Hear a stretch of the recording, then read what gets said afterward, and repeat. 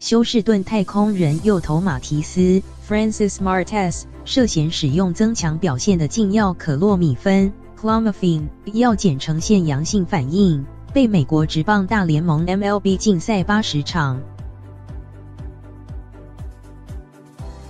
马提斯在太空人对上华盛顿国民的季前赛之前，违反 MLB 的联合药物预防与治疗计划 Joint Drug Prevention and Treatment Program。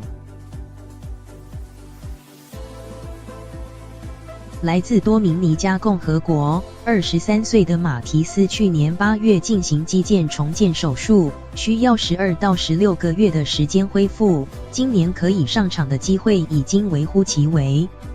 这意味马提斯复原并重新登上正式球员名单后，将缺席将近半个球季。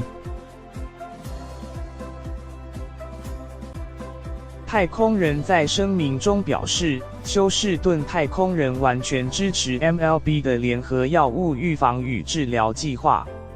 我们希望马提斯可以从中学到经验，重返球场后能够一帆风顺。